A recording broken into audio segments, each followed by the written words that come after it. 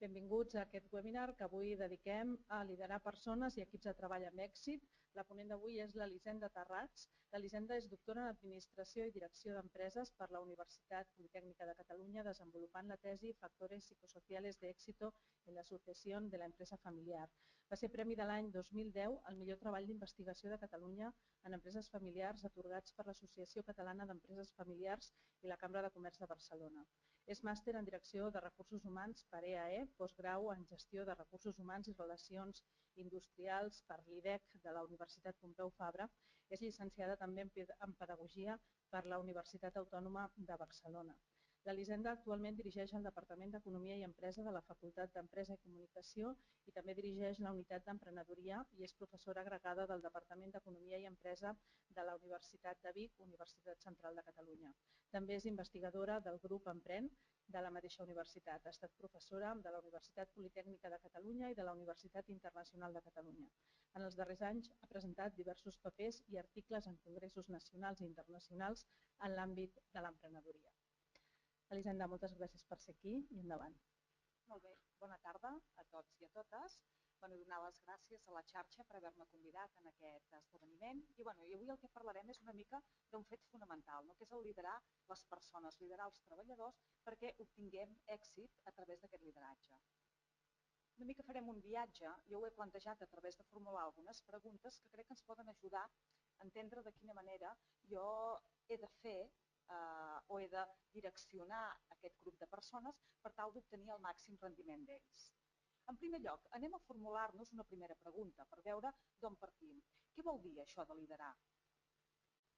Liderar, jo diria, és més un art que una ciència. No existeix una fórmula matemàtica que ens digui que aquella actuació que desenvolupem en aquell moment i en aquell grup ens serveixi per sempre en una altra situació que pot ser similar, però que les persones reaccionen de manera diferent.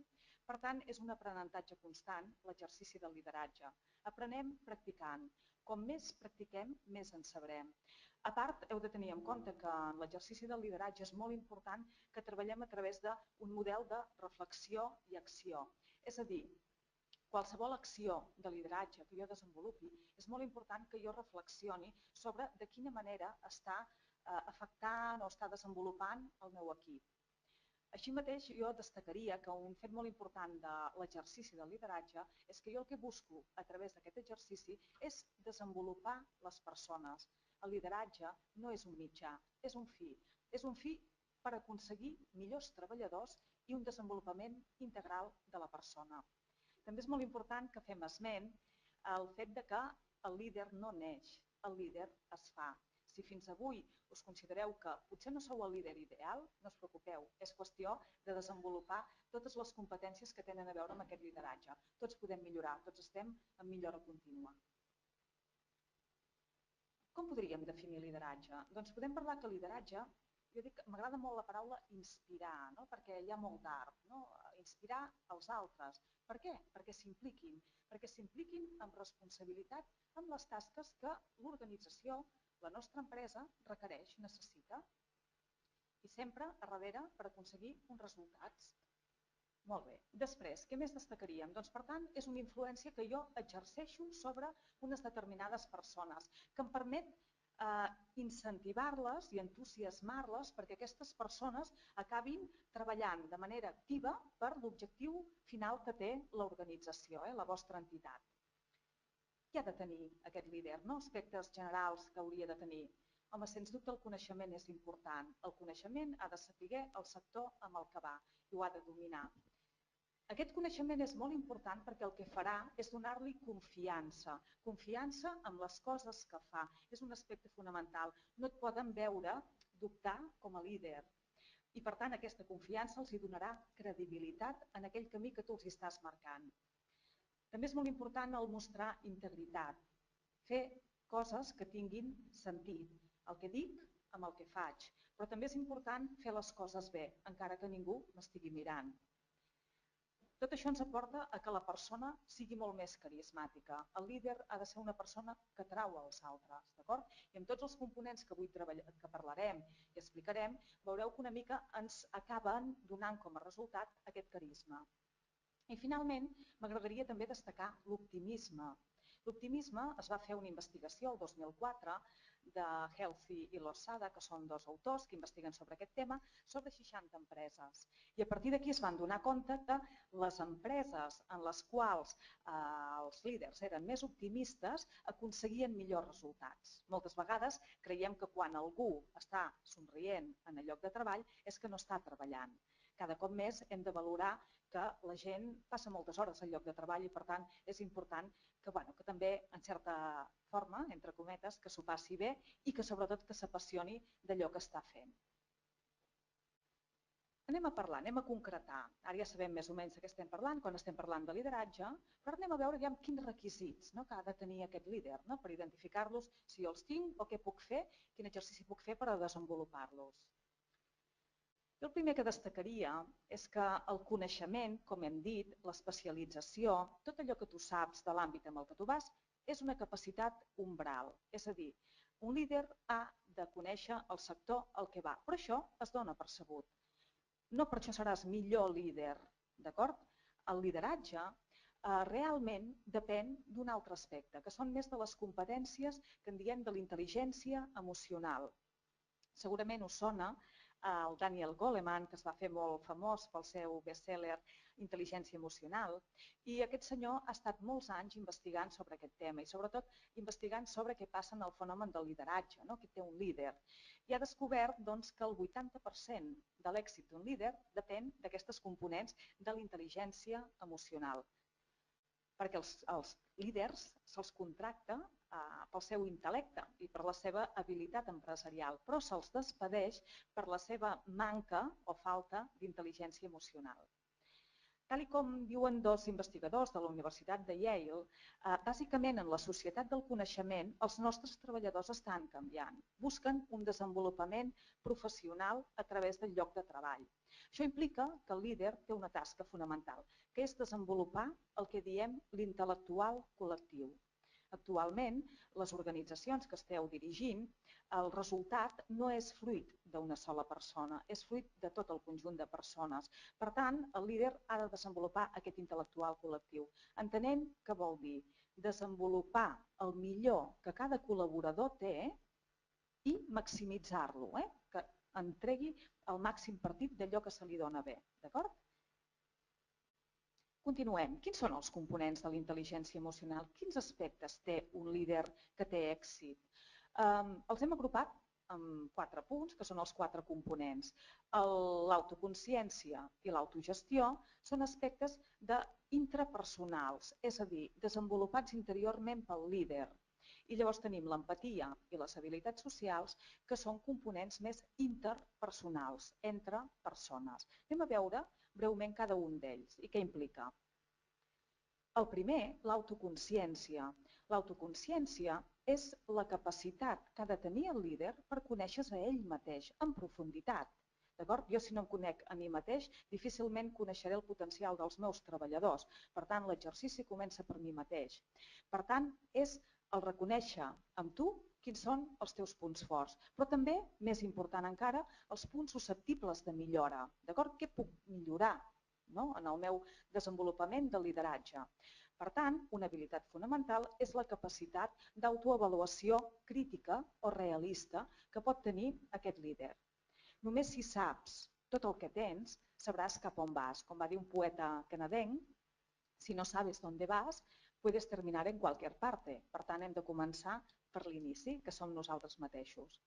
Com puc reconèixer una persona amb autoconsciència? Doncs és una persona que normalment assumeix els riscos que pot aconseguir amb èxit. És molt conscient. Si tu li dius per tal dia, avui aquest programa acabat, ell et mostrarà clarament, oi, això és possible, no ho és, necessito més temps, perquè coneix molt bé les seves limitacions. També és molt positiu perquè són persones que accepten les crítiques, no ho viuen com un atac. Per tant, reconeixerem en el nostre líder aquestes habilitats d'autoconsciència com a fonamentals. Anem a veure la següent component de la intel·ligència emocional, que és l'autogestió. L'autogestió jo diria que és com aquell diàleg intern que té un mateix i que ens permet controlar i canalitzar tant les nostres emocions com els nostres sentiments, i que això és bo pel grup. Molt important que un líder entre cometes, no perdi els papers, d'acord? Això és molt important, perquè això crea un clima determinat en el lloc de treball. I en aquest sentit destacaria que el que fa és un efecte goteig. Si tu com a líder no perds els papers, la gent del teu equip aprendrà que aquesta no és una bona forma de treballar, perdre els papers. Tots treballem amb molta pressió, però això no treu que això no ho puguem desenvolupar. Un altre dels aspectes que solen tenir els líders a nivell d'autogestió és que són persones molt automotivades per la feina que fan i els hi agrada molt superar-se ells mateixos. Com us poso aquí en aquesta imatge, mi más grande motivación es seguir retándome a mí mismo. Aquesta ve a ser la funció o el que fa un líder. Aquesta millora contínua de les seves expectatives. I és més, li agrada superar-se. I si hi ha una tasca que ha de fer menys, intentarà trobar un altre camí per fer-la més bé. Aquesta és una actitud fantàstica del líder i que la podem identificar. El següent aspecte del component de la intel·ligència emocional que ha de tenir un líder, l'empatia. L'empatia, la capacitat de posar-me al lloc d'un altre. Això a vegades pot semblar que el líder s'ha entès tradicionalment que això no ho ha de tenir, perquè no suposa el fet que haguem de complaure tothom en l'exercici del lideratge. És cert, però això no treu que no puguem escoltar els altres, les seves frustracions, les seves situacions, i amb això els ajudem a obtenir el millor, el desenvolupament de tot el seu talent, que és un aspecte fonamental. Per què és tan important això? Això és tan important perquè treballem en equip i en grup de persones. Per tant, és un tema que les persones tenen emocions i aquestes s'han de canalitzar. A part, això ens implicarà, aquest exercici de l'empatia, per exemple, en reunir-nos almenys, com a mínim, un cop l'any amb els nostres treballadors i compartir, que et puguin dir què és el que senten, com estan, què els agradaria. Doncs això és molt positiu i té un efecte en la seva motivació i en la seva implicació en el lloc de treball. L'últim component que estem parlant de la intel·ligència emocional és les habilitats socials. Les habilitats socials són molt àmplies, d'acord? És tota aquella interacció que tu tens amb la teva gent, amb el teu equip de treball. Pot ser des d'una reunió, des d'una trobada al passadís, des de qualsevol aspecte que tu comparteixes amb ells, d'anar a prendre un cafè, el que sigui. Molt important, torna a ser, perquè ja ho hem repetit, el tema de que treballem amb persones i treballem amb equips. Molt important aquí, en habilitats socials, que el líder ha d'aprendre el fet de, a través de la interacció que té amb les persones, aprèn a quan és més adequat orientar-se cap a l'emoció quan es relaciona amb les altres persones o quan és més important plantejar-se més un aspecte més racional de solucionar aquella problemàtica. Això és molt important i, per tant, això li dona al nostre líder més capacitat de persuasió. I això ho viu en el moment, amb la interacció contínua amb la persona. I el que és molt important, a través de les habilitats socials, el que faig és contagiar els altres, transmetre als altres aquella passió, aquelles ganes de fer les coses. Molt bé, anem-nos a plantejar un altre aspecte que per mi és molt important en l'exercici del lideratge, que és preguntar-me, escolta, què li motiva a la gent a l'hora d'anar a treballar? Què els hi motiva? Perquè jo ho he de saber, perquè si ho conec els podré tenir més implicats. Anem-ho a veure. Amb això ens referim a una de les teories tradicionals del coneixement del lideratge que té a veure amb l'higiene de la motivació d'un autor que es diu Herzberg. Herzberg es va preguntar això, escolta, què motiva la gent en el lloc del treball? I quan va fer aquesta investigació es va donar compte que els aspectes que motiven els treballadors són diferents als aspectes que no els motiven. Per tant, ell distingeix entre que hi ha uns efectes higiènics que hi han de ser, perquè si no provocaran en el treballador insatisfacció, però que realment hi ha uns aspectes motivadors i que aquests aspectes motivadors, si jo vull incrementar la motivació del treballador, he d'anar a potenciar tots aquests aspectes. Anem a veure. Factors higiènics que hi han de ser, d'acord? El salari. Curiós, el salari. El salari moltes vegades hem pensat que era un efecte motivador. Quan la persona considera que ja rep el salari acord al lloc de treball, no és un efecte que motivi més. No es motivarà més una persona perquè li paguis més. La supervisió, en el sentit que, com a menys nivells jeràrquics, la persona més implicada se sentirà per la nostra organització. Per tant, el que ja estem veient cada vegada més que les empreses aixaten les seves estructures és un tema fonamental per la motivació. Les condicions físiques, ja us podeu imaginar, home, que tinguis una mica la il·luminació suficient per poder treballar, una temperatura adequada, l'entorn físic, inclús els desplaçaments que tu has de fer fins al lloc de treball també et poden influenciar. I finalment aspectes de seguretat que poden tenir a veure amb l'antiguitat, que et reconeguin l'antiguitat del teu lloc de treball et pot donar més seguretat, el procediment de queixes que tingui l'organització, que hi hagi normes justes, això també és una cosa que pot ser causa d'insatisfacció pel treballador, i les polítiques i procediments de l'organització en general. Anem a veure ara quins són els aspectes que realment podem treballar per incrementar la motivació del treballador. Fixem-nos, el primer, tasques estimulants. La persona vol fer tasques complertes, no vol fer una petita part d'allò que no li acaba de veure el sentit, vol fer més el que hi ha al davant i el que hi ha al darrere, que li dona sentit. Un altre aspecte fonamental és que la persona es doni compte del que ella porta perquè aquella organització aconsegueixi els seus objectius. Per tant, de quina manera està contribuint a la visió que té aquella organització. També, sens dubte, el reconeixement. Això és important. Moltes vegades creiem que no cal dir les coses si ja es fan bé i només les diem quan es fan malament. Jo us recomano que això no vol dir que cada dia hagueu de reconèixer, però s'ha de reconèixer en moments determinats. És un instrument molt bo i molt positiu per motivar. Així mateix, un altre dels aspectes fonamentals és el compliment de tasques o el marcar-los reptes i que ells hagin de complir. El més interessant d'això és quan aquestes tasques formen part de l'equip i es celebren els èxits compartits. El millor és celebrar-ho, d'acord? Entre la gent que has hagut de treballar aquell tema. És una cosa també molt positiva. Que hi hagi possibilitats de promoció, però a vegades no hi són. Si no és així, és que tu puguis tenir major responsabilitat en el teu lloc de treball. Desenvolupem els treballadors noves tasques que poden ampliar el lloc de treball i que tu tinguis un major control d'allò que tu fas. I finalment els factors socials.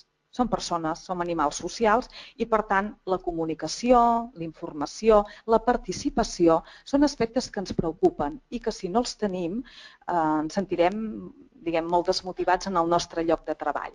Llavors, posteriorment, aquest autor, hi va haver un altre que també es va qüestionar. Diu, escolta, això que ens ha dit el Herzberg realment passa a tot el món?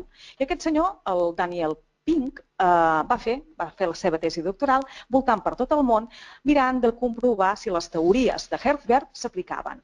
I aquest senyor va descobrir que habitualment era així. Però sí que és veritat que en llocs o quan a la persona li preocupa molt la seva situació econòmica, aquest aspecte del salari pot rebre més importància. En treballs intel·lectuals rep menys importància, d'acord? I aquest senyor ens ha fet com una representació dels components de la nova motivació que els podem dibuixar en forma de triangle. Què té a veure amb la nova motivació? El primer vèrtex, l'autonomia. Volem persones que puguin ser independents en el seu lloc de treball. La persona desitja i espera això. Que pugui prendre decisions, si tinc autonomia de poder prendre decisions, però perquè em deleguen i em donen empoderament, m'empoderen perquè jo pugui fer allò. Molt interessant, un aspecte que es diu direcció per objectius. Hem de marcar objectius als nostres treballadors acord a cap on volem fer anar la nostra organització i que al superar-los és el que els fa sentir satisfets. Assumpció de riscos. Clar, si tinc autonomia he de poder prendre riscos, però alhora, cuidado, si m'equivoco, que no em castigui l'organització perquè m'he equivocat. Ara bé, si m'equivoco 3 vegades amb el mateix, això és una altra història, d'acord? Però he de tenir en compte que prendre decisions pot comportar un cert risc i, per tant, un cert error, d'acord? Quin altre aspecte fonamental del triangle? El mestratge. La gent vol ser desenvolupada en el seu lloc de treball. Per tant, tots estem en millora contínua en el nostre lloc de treball. Jo el que vull és que d'aquí 5 anys la meva gent sigui molt millor, d'acord? Perquè és bo per mi i per la meva organització. I en aquest sentit, doncs, per tant, els he de desenvolupar tant professionalment, però també, en certa manera, té a veure amb la part personal de l'individu. Els he d'especialitzar perquè així seran millors en allò que fan. I finalment, que també és molt positiu la polivalència, que entenguin els altres llocs de treball. És a dir, quan jo sabré per què es queixa el departament comercial, si potser he estat allà i he vist les problemàtiques que tenia, si no potser només el criticaré, d'acord? I no faré crítiques constructives. Finalment, el propòsit també és fonamental i que l'ha de marcar el líder. És el marcar la direcció, la visió i que aquesta persona pugui compartir els objectius que hi ha a l'organització amb els seus propis valors i els seus propis objectius, d'acord? I el líder el que fa és ajudar en aquest camí. Quan els valors de la persona i els valors de l'empresa són molt similars, la persona s'implica molt més i, per tant, el seu nivell de talent aplicat a l'organització sempre és molt més alt. I, finalment, la transparència. Volem organitzacions de comunicació oberta, que hi hagi accés a la informació. Tenim professionals que estem invertint en ells perquè siguin millors cada dia. Per tant, és interessant i és important que no amagui determinat tipus d'informació. Això no vol dir que ho hagi de dir tot, però cuidado quan amaga informació, que això desmotiva els treballadors. El principal medi de producció és petit i gris i pesa entorn de 1.300 grams. Es tracta del cervell humà. Us vull posar el cas d'una empresa de Barcelona, CyberClick, que és una empresa que es dedica a la publicitat digital, 49 treballadors, d'acord?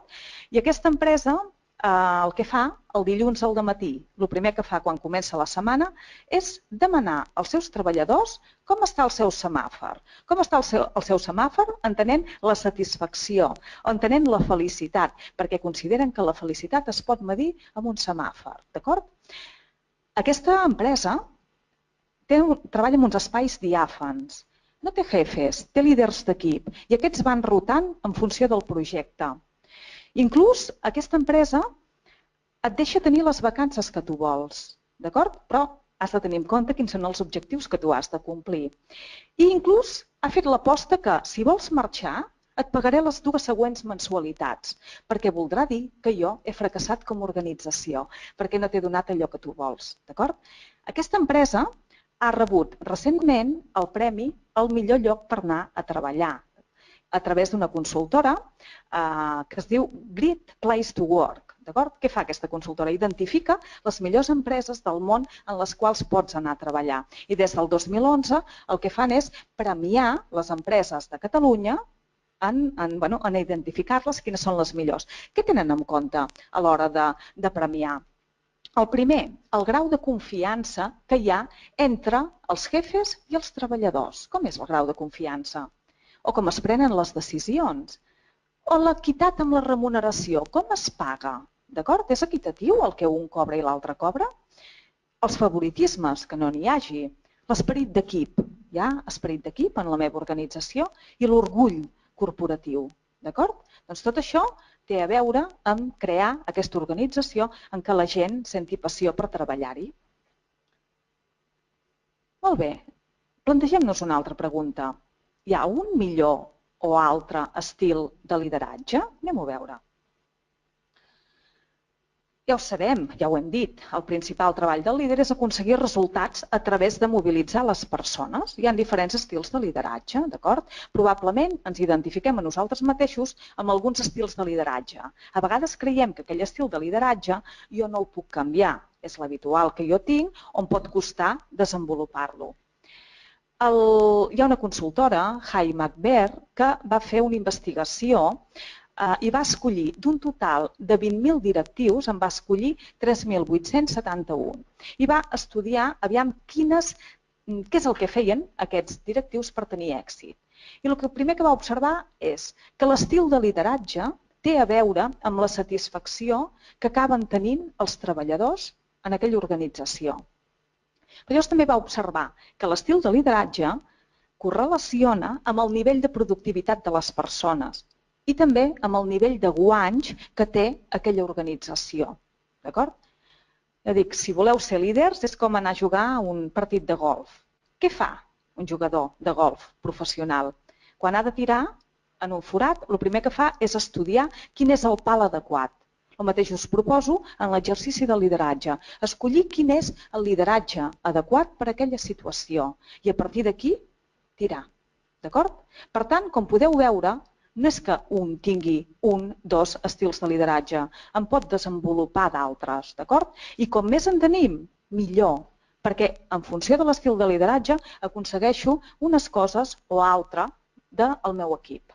Anem a veure quins són els estils de lideratge. Alguns ja els coneixereu, que són els més tradicionals, llavors n'hi ha algun altre que, diguem, de tipus diferent. Però l'interessant és que els estils de lideratge em serveixen per situacions determinades que passa la meva organització i la meva gent, i és quan els he d'utilitzar. El primer, l'autoritari o el visionari, és aquell que fa avançar a les persones cap a somnis, cap a visions que siguin compartides. Per tant, és altament positiu sobre el clima laboral d'aquella organització. Quan s'hauria d'aplicar? Doncs quan aquella organització no té clar cap on va. D'acord? I per tant utilitzo aquest estil de lideratge per marcar quina és la visió i cap on hem d'anar. Ens falta un rumb clar, d'acord? Doncs és quan jo utilitzo aquest estil de lideratge. Un altre estil de lideratge, l'estil de lideratge coach. En aquest sentit, el que fa és vincular el que vol la persona amb les necessitats de l'organització i fa una línia, per tant, que acabin trobant-se en un punt. També és molt positiu pel clima. I el que és interessant és que ens ajuda a que les persones acabin sabent de quina manera estan contribuint a l'eficiència d'aquell grup de treball, d'acord? Amb l'eficiència d'aquell equip. Aquest estil de lideratge, el coach, a vegades els líders es queixen que no tenen temps d'aplicar-lo, que a vegades n'apliquen d'altres perquè aquest a vegades no els dona temps perquè estan molt sotmesos a pressió. L'estil conciliador, en aquest cas, és buscar l'harmonia dels individus entre si, d'acord? Que hi hagi bon rotllo entre les persones. Per tant, també té un efecte positiu en el clima. Ens ajuda a evitar desentesos. Tots els que hem treballat en persones sabem que els desentesos és una cosa natural del grup. Per tant, és molt important que jo sàpiga de quina manera gestionar-ho. També em pot servir per motivar, tant en moments que tinc la gent desmotivada, però també en moments que han aconseguit un èxit i això m'ajudi a reforçar les connexions entre ells. L'estil democràtic. L'estil democràtic és molt interessant perquè és aquella situació en la que jo potser no tinc clar quina decisió he de prendre. O potser sí que ho tinc clar, però sé que prendre-la pot fer que la gent em vagi en contra. Què faig? Proposo que sigui el grup el que prengui la decisió i, per tant, valoro l'aportació dels altres. I el més interessant és que en el moment que la gent participa és quan s'impliquen, d'acord? I, per tant, es comprometen amb aquella decisió. És fonamental. Em requereix més temps, però llavors el resultat sempre és molt millor. L'efecte en el clima és positiu i bàsicament el que m'aporta és que aconsegueixo el consens d'aquella decisió i també aportacions molt valuoses de la meva gent. El següent, el tipus de lideratge exemplaritzant, el que el líder es mostra com a exemple ell mateix. En aquest cas, el líder el que vol és marcar objectius molt estimulants, vol arribar molt lluny i que la gent s'apassioni i, en certa manera, entre cometes, segueixi el seu estil de treball de gran qualitat. Què pot passar aquí? Cuidado. Aquí és un tipus de lideratge que el puc aplicar en un equip altament motivat i, sobretot, molt competent. Què em pot passar? Si jo no l'aplico en aquesta situació, em puc trobar que la gent es desmotivi, perquè jo no puc ser com aquell líder i, per tant, em desvinculo d'aquella situació. I, finalment, el dominant o coercitiu, que aquest és un tipus de lideratge que s'utilitza davant de moments de crisi, o que la gent té molta por i hem de prendre una decisió, és una situació d'emergència i hem de tirar un pas endavant. Aquest, si s'utilitza en aquests moments de crisi o d'emergència, serà positiu. Si jo l'utilitzo habitualment, tindrà un efecte negatiu en el clima. D'acord? Molt bé, doncs anem ja, jo diria, cap a la part final de la presentació, en la qual, bàsicament, el que volem és intentar veure quin és el model integral de lideratge, el qual han de seguir les organitzacions i quins instruments i procediments jo puc utilitzar. Anem a veure. L'estil de lideratge és un exercici. És un exercici que les organitzacions que volen millorar-lo haurien de seguir quatre punts, no? Que és un model evolutiu, 4 fases, 4 quadrants. El primer d'ells és el primer quadrant que en diem individual intern. Aquest primer quadrant és el que ens afecta a nosaltres mateixos. El líder és la persona que primer se sap liderar a ella mateixa. Per tant, jo, en l'exercici del lideratge, aquest exercici comença per mi. I he de fer un treball psicològic, d'autoconeixement, cognitiu i també, en certa manera, entre cometes, espiritual. Quina importància té per mi allò que vull desenvolupar. Només si jo faig aquest treball em podré acostar a l'altre i entendre'l. I llavors, per tant, podré passar a la següent fase, el nivell individual extern, el nivell de conèixer a tot aquell grup de persones que treballen per mi, entendre el seu comportament i, per tant, poder començar a inspirar-los, perquè els entenc i entenc què necessiten, perquè m'entenc a mi mateix, d'acord? I, per tant, d'aquesta manera podré començar a fer propostes per obtenir el seu màxim rendiment. A continuació, he de fer una següent fase, que és a nivell ja més d'organització, és a nivell més de col·lectiu intern. En aquest cas, he de treballar la cultura de l'organització. La cultura la fem tots, però algú ha de començar i algú l'ha de marcar, és el líder. I això què vol dir? Doncs que hem de crear una cultura que sigui i que ens porti cap allà on volem arribar, d'acord? Els propers anys. I, per tant, he de generar tot un conjunt de símbols compartits que la gent se senti part d'allò, o també històries compartides. Probablement, si us demano, recordeu algun moment complicat que heu viscut a la vostra carrera professional, en el moment que esteu? Doncs agafeu aquest moment i convertiu-lo en una història. Això té molt poder de vinculació, d'acord? I a la gent això realment els fa apassionar-se per allò. Segur que tenim 1000 històries. Doncs hem de crear aquesta organització i hem de trobar aquests símbols, perquè els símbols ens faran forts. I finalment, el col·lectiu, el nivell ja final de col·lectiu extern. Vull una organització que desenvolupi el talent, perquè si la meva gent creix, la meva organització creix. Llavors aquí ja aplico polítiques i procediments, que poden ser de molts tipus, anàlisi de llocs de treball, avaluació de l'acompliment, un manual d'acollida, un sistema de política retributiva. Però què és molt important? Fixeu-vos, habitualment les empreses fracassen en el seu procés de lideratge, perquè què fan? Comencen per l'últim quadrant.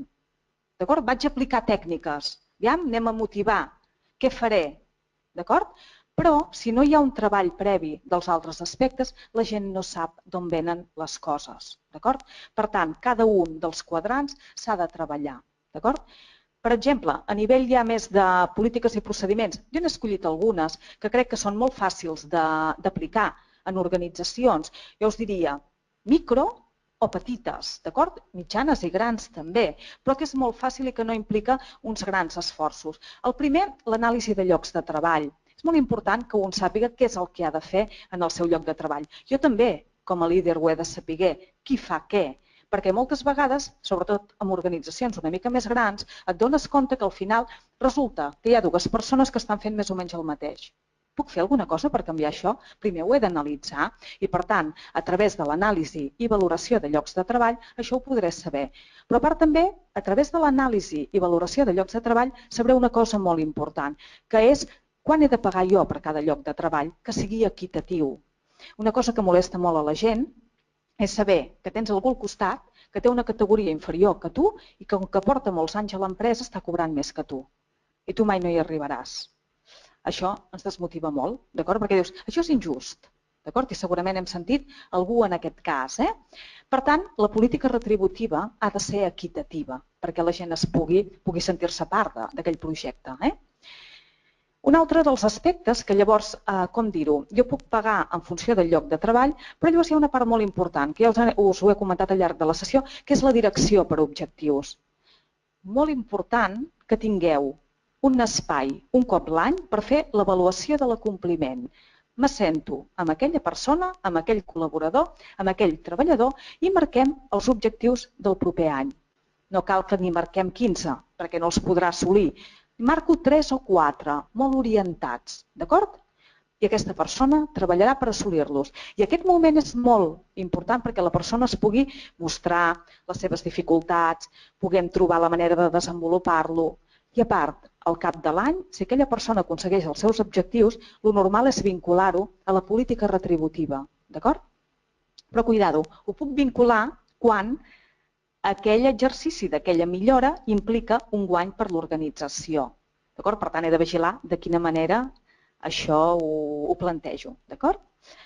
I n'hi ha finalment un altre d'ells, que és el manual d'acollida.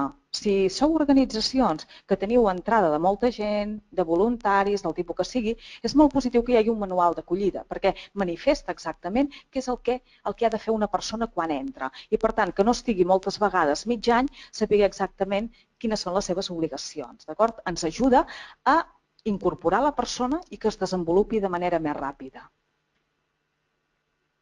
Finalment, anem a les conclusions.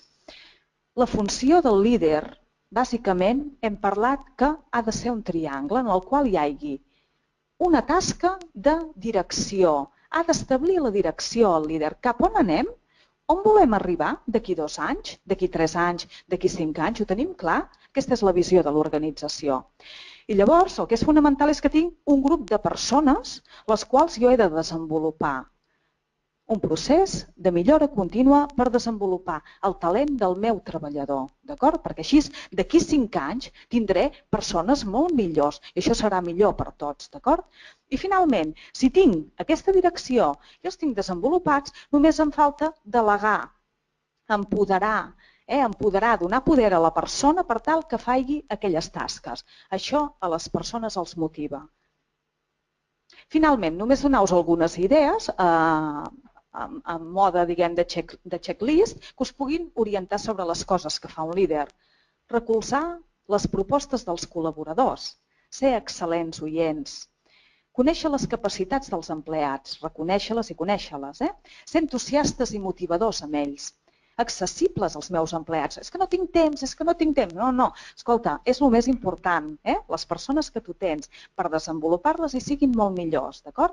I si no tens temps, és que potser no estàs liderant correctament, d'acord? I t'orientes només cap a la tasca i t'oblides de les persones, d'acord?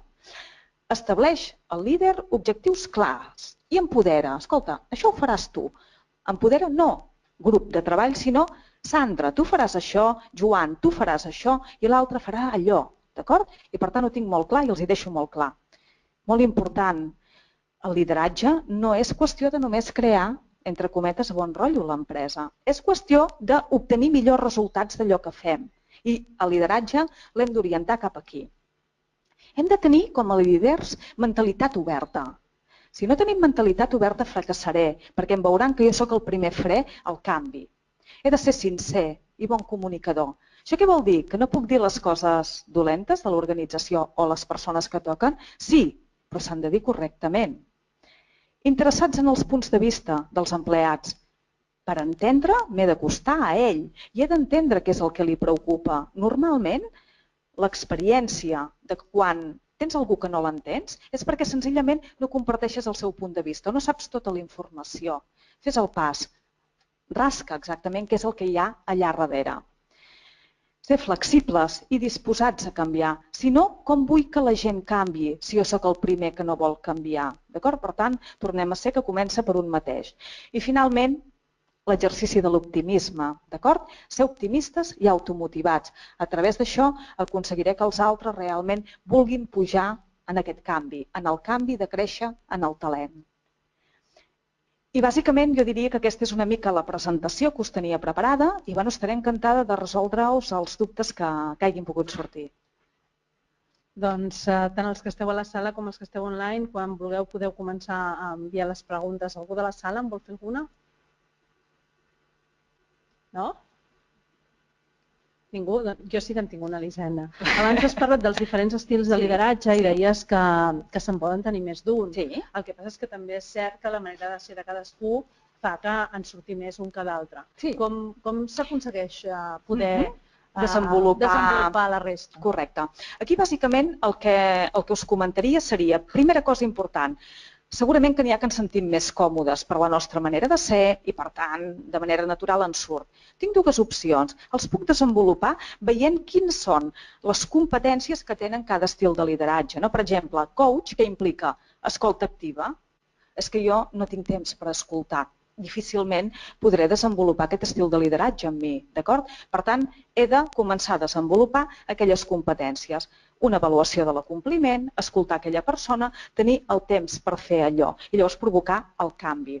També destacaria que si hi ha algun estil que un digués que aquest, no sé, no m'hi sento gens còmode, el que pot fer és crear en l'equip de treball algú que assumeixi aquell tipus de lideratge que ell no s'hi sent còmode. D'acord? I per tant, és una manera de compensar. D'acord? Ara bé, si jo us digués el líder com a mínim n'hauria de desenvolupar 4. I a poder ser d'aquests que he comentat, els 4 primers, l'autoritari, el coach, el conciliador i el democràtic. Molt bé, ningú s'anima d'aquí, no? Online recordeu que podeu fer arribar les preguntes a través del caixetí de les vostres pantalles, o els ha quedat molt clar o no. No sé què ha passat. L'Eva Garcia de Ràdio Sant Vicenç ens diu: algun consell per gestionar l'excés de motivació? Bueno, a vegades també passa això, Cuidado, l'excés de motivació és positiu, però esclar, quan és desbordant també a vegades ens pot deixar en una situació complicada. Home, jo intentaria gestionar-la, sobretot cap a aquelles persones que no en tenen. D'acord? Sabeu tots a l'organització que tenim de tot. Ojalà que aquest fos el problema, perquè el problema és que tenim alguns que ho són molt i alguns que no. Amb control, jo diria, amb l'avaluació de l'acompliment pot acabar de matisar aquells aspectes que potser a ella no la fan sentir còmoda de la manera de fer d'aquella persona. Doncs que a través de l'avaluació de l'acompliment que intenti millorar-ho. Jo no sé si la pregunta de l'Eva va per aquí, però sí que és cert que en el col·lectiu de ràdios i televisions locals hi ha un col·lectiu molt ampli de gent voluntària. M'imagino que es poden trobar casos de gent que vulgui fer moltes coses o que crea unes expectatives molt altes. No sé si aquest excés de motivació de l'Eva anava per aquí. En aquest cas, com ho gestiones quan a més hi ha gent que t'està col·laborant de manera voluntària? Gratuïta, exacte. Home, i a part que són molt importants per la vostra organització, els voluntaris. Per tant, és una cosa que hem de treballar amb una certa delicadesa. Tornem a estar allò de dir que és més un art que una ciència. Home, jo diria que potser, per frenar, jo potser el que faria és un decàleg del monitor. Del voluntari, la persona que ve a col·laborar. Què espera? Què li podem oferir? En certa manera, si tu ho plasmes, potser ja sabran, des del dia que comencen, on està el límit de la seva actuació. Molt bé. Una pregunta difícil de l'Eduard Mas. Ens diu: amb salaris precaris, que tu com a director no pots millorar perquè depenen d'administracions, com aconsegueixes que el treballador segueixi motivat i no posi el seu mal sou en primer terme? Sí.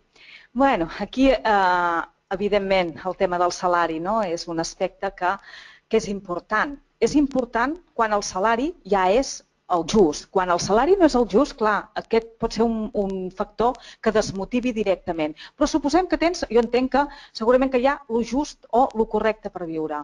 Hem de treballar amb el clima de l'organització, amb els factors motivadors, amb el desenvolupar les persones.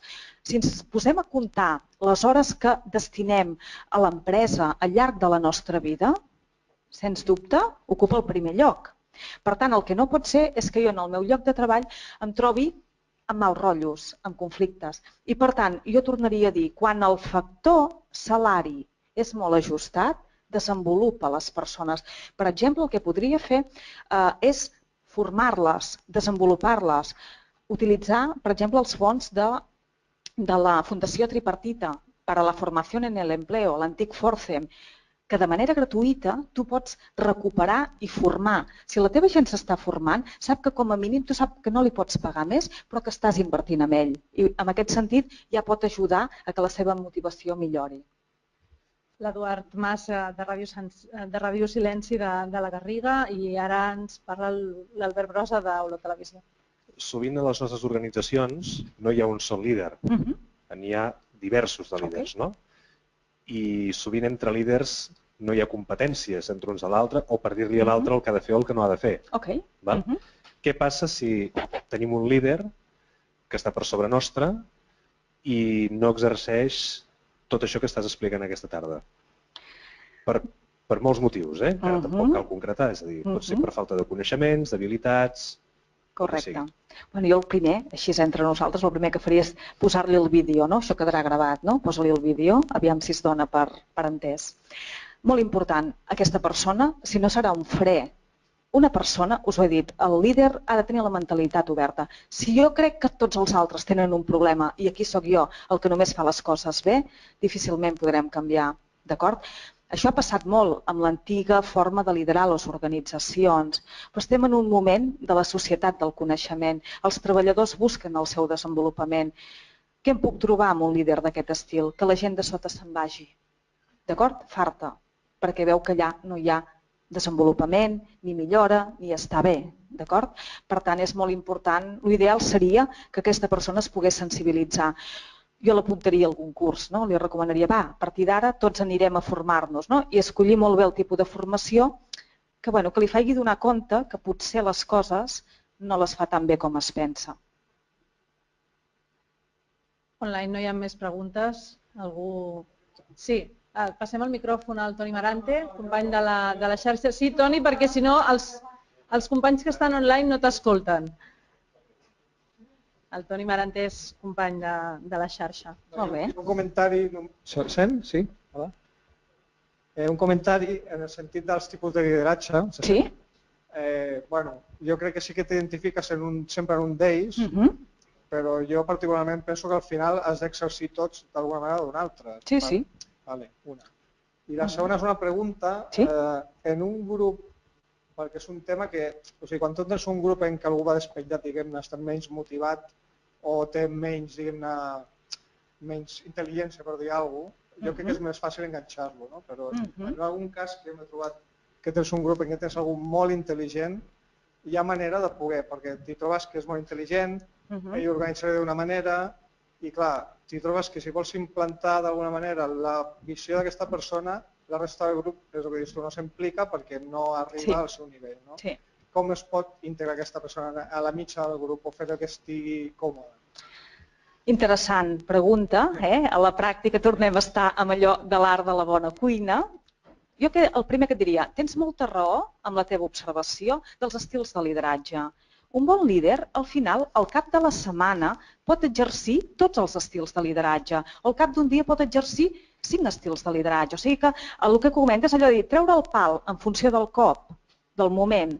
Per tant, el que comentaves és totalment cert. D'altra banda, quan tens algú que, diguem, per llest, pot no unir-se al grup, l'has de fer el teu aliat. Jo normalment amb aquesta gent la faig a la meva aliada, d'acord? Perquè m'interessa la seva intel·ligència. Inclús els hi poso de manifest i els hi dic, reconeixo, d'acord? La gent és llesta, però encara que a vegades diguis un no és tan llest, però tothom és llest i sap el que hi ha, d'acord? Per tant, a una persona llesta jo li reconeixo la seva intel·ligència i, és més, li demano que m'ajudi a assolir el repte de l'organització. El poso dintre del meu equip, quasi com qui diu. Jo m'agrada molt imaginar-me que una empresa és un vaixell en el qual hi ha rems, d'acord? Què passa? Que o bé marquem una direcció i anem tots remant a la mateixa direcció, que ja sabeu lo complicat que és, que no és fàcil, o si no, què ens passa? Que no arribem enlloc i problemes, un pica per aquí, l'altre pica per allà. D'acord? Per tant, fonamental el fet de...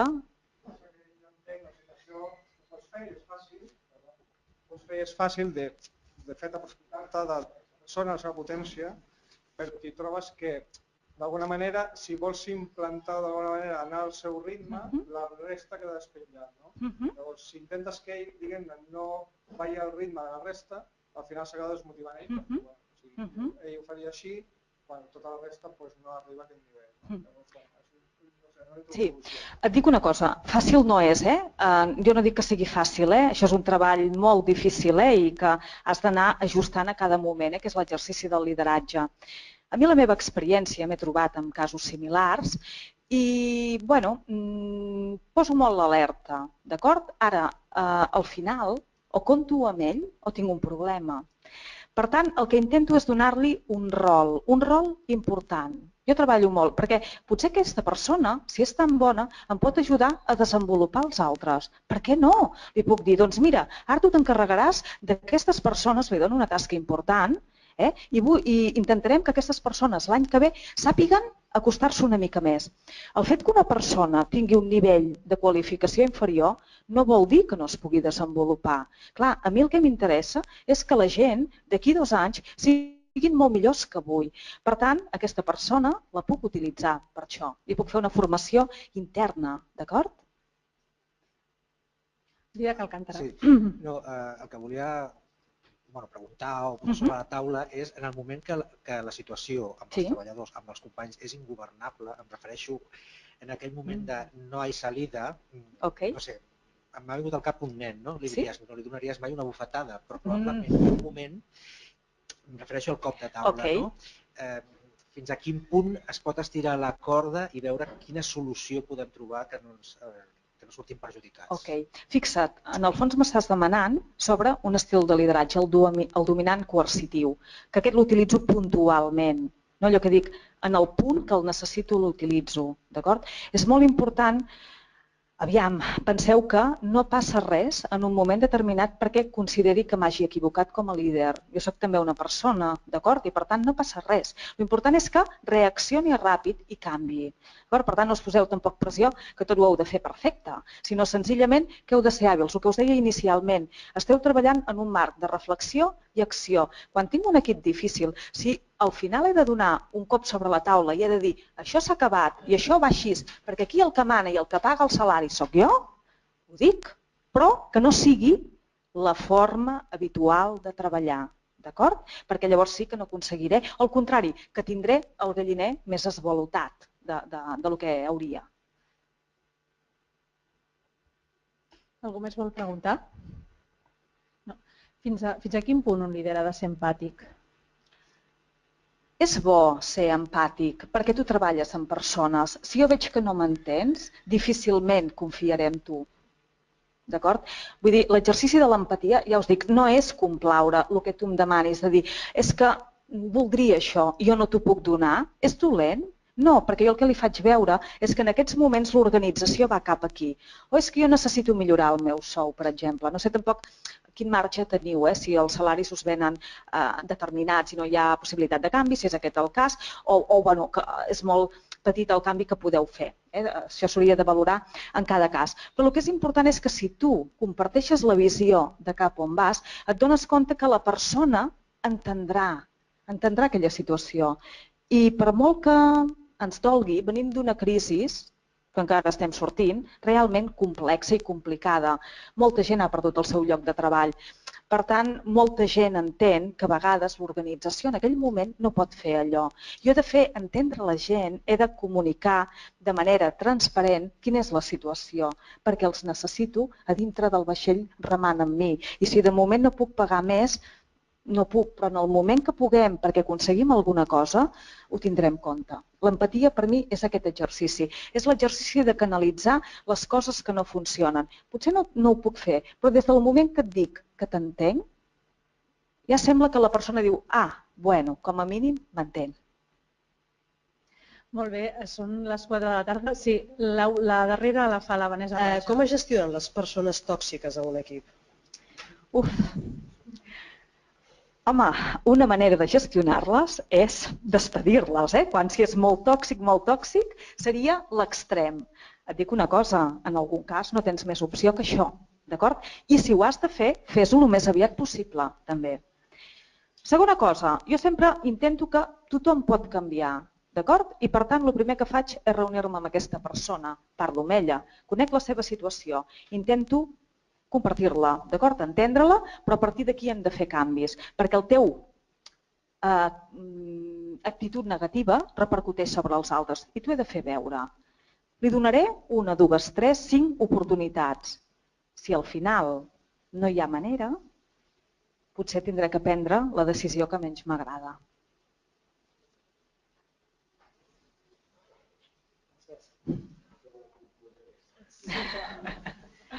Bé, no hi ha més preguntes? No, aquí tampoc, no? Doncs ho deixem aquí. Moltes gràcies a tots els que heu vingut.